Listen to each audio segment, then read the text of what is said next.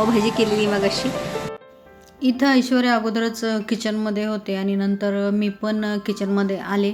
तर ती अगोदरच मसाला करत होती पावभाजी करण्यासाठी. आलं लसूण मिरची वगैरे हे वाटून घेत होती आणि मी साईडला कांदा चिरत होती. इथं वाजले होते दुपारचे 2. आम्ही जेवण वगैरे करून बाकी सगळं आवरून संध्याकाळच्या स्वयंपाकाची तयारी करत होतो, म्हणजे पावभाजी करणार होतो. आणि मी आज 20 ते 25 माणसांसाठी पुरेल इतकी मी आज पावभाजी बनवलेली होती. त्याच्यामुळे जेवण झालं, आवरलं की लगेचच आम्ही पावभाजी करायला लागलो होतो. कारण संध्याकाळी माझ्या मैत्रिणी येणार होत्या, त्याच्यासाठी पावभाजी मी करत होते.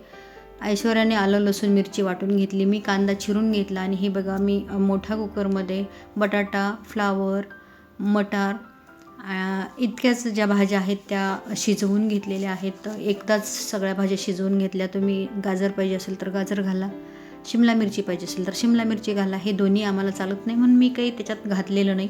नंतर पातेल्यात, एका मोठ्या पातेल्यात तेल टाकलेलं आहे आणि तेल टाकल्यानंतर त्याच्यात मी आलं लसूण मिरचीची पेस्ट टाकून, जिरं टाकलं होतं अगोदर आणि नंतर ती पेस्ट टाकली. नंतर जो बारीक चिरलेला जो कांदा होता तो छान टाकून मी असं परतून घेत आहे. अगोदर आलं लसूण मिरची पण छान परतून घेतली, कांदा पण परतून घेत आहे मी, कारण कांदा वगैरे भाजायला, कांदा टोमॅटो भाजायला वेळ लागतो.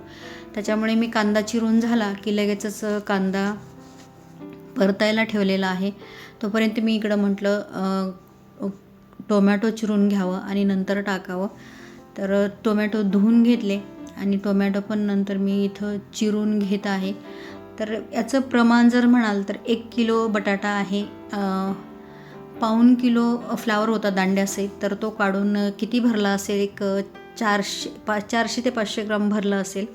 अर्धा किलो इतके टोमॅटो होते आणि कांदा होता 1 किलो इतका कांदा होता.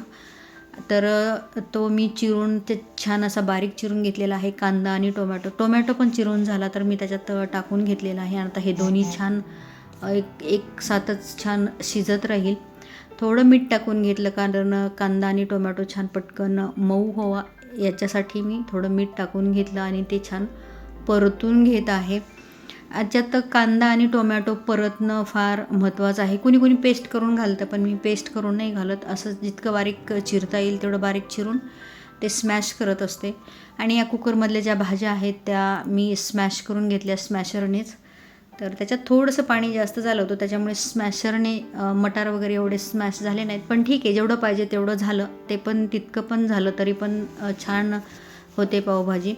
आणि नंतर हे कांदा टोमॅटो आहे ते पण थोडं स्मॅशरने असं स्मॅश करून घेत आहे, म्हणजे ते छान असं एकजीव होईल आणि पटकन असं भाजत राहील म्हणून.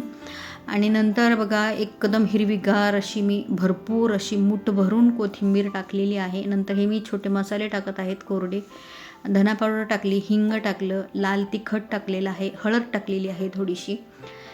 आपल्या आपल्या आवडीप्रमाणे हे आपल्याला जे मसाले आहेत ते घालून घ्यायचेत. नंतर ते पण छान परतून घ्यायचेत. स्मॅश करत आहे मी झाऱ्यानेच त्याला थोडंसं अजून, आणि मसाला छान परतून घ्यायचा आहे कारण कोरडा मसाला आहे तो. आणि हे जे नंतर मी स्मॅश करून ठेवलेल्या भाज्या होत्या त्या या पातेल्यात घालून घेतलेल्या आहेत आणि आता ते छान मी मिक्स करून घेत आहे. ते त्याच्यात कुकरमध्ये अजून थोडीशी ही मिक्स केलेली भाजी राहिली आहे, कारण या पातेल्यात ती भाजी पूर्ण बसली नसती म्हणून मी ती थोडी तशीच ठेवली. आणि ही बाकीचं जे आहे ते मी छान असं मिक्स करून घेतलं आणि एकसारखं होण्यासाठी थोडीशी पातळ, म्हणजे की फार दाट नको म्हणून थोडीशी सरसरीत होण्यासाठी मी त्याच्यात गरम पाणी घातले. थंड पाणी घालायचं नाही आहे, पूर्णतः गरम पाणी घालायचं आहे. आणि मी नंतर ते छान मिक्स करून घेत आहे. तुम्हाला जर जितकी घट्ट हवी असेल तर तेवढी तुम्ही घट्ट पण ठेवू शकता, पण आम्हाला नको आहे इतकी घट्ट म्हणून थोडी मी पातळ केली.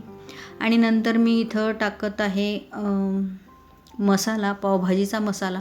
आता भाजी इतकी आहे म्हटलं तर 5 ते 6 चमचे तर आरामात पावभाजीचा मसाला लागणार होता, म्हणून मी अंदाजानेच तो 5 ते 6 चमचे मसाला टाकून घेतलेला आहे. आपण टेस्ट करायची आणि जर वाटत असेल कमी तर आणखीन आपण नंतर घालू शकतो. थोडासा गरम मसाला घातलेला आहे. तुम्हाला वाटला तर गरम मसाला घाला, नाही वाटला तर नाही घातला तरी पण चालेल. 1 चमचा मी गरम मसाला घातला होता. जर तुम्हाला नको असेल गरम मसाला तर नाही वापरला तरी पण चालेल. आणि शेवटी टाकलेलं आहे मी हे चवीसाठी मीठ, कारण मीठ मी टाकलंच नव्हतं. तर आत्ता मी मीठ टाकून घेतलं. आणि सगळ्यात शेवटी म्हणजे जी पावभाजीची टेस्ट वाढवतं तर ते म्हणजे बटर. तर हे मी अर्धं काढून ठेवलं बाजूला आणि अर्धं हे जे बटर आहे ते मी याच्यात टाकून घेतलं. बटर तुम्ही तेलाऐवजी पूर्ण बटरमध्ये पण करू शकता, बटर तेल मिक्स पण करू शकता किंवा तुपात पण करू शकता. पण मी तेलातच मसाला म्हणजे कांदा टोमॅटो भाजून घेतलं होतं आणि नंतर शेवटी मी बटर टाकलं, कारण त्याचा फ्लेवर थोडासा राहावा म्हणून.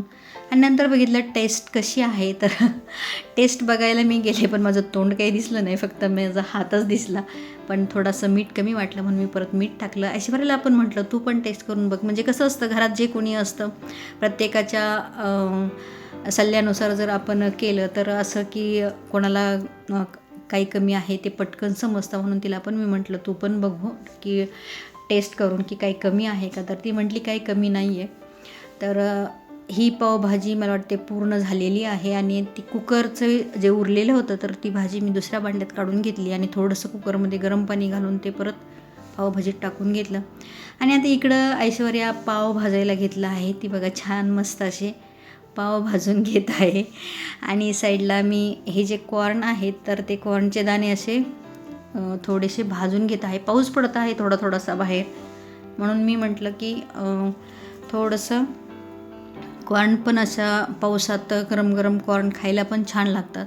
त्याच्यात मी बटर घातलं होतं, पूर्ण बटर, जिरे, काळं मीठ, आमचूर पावडर आणि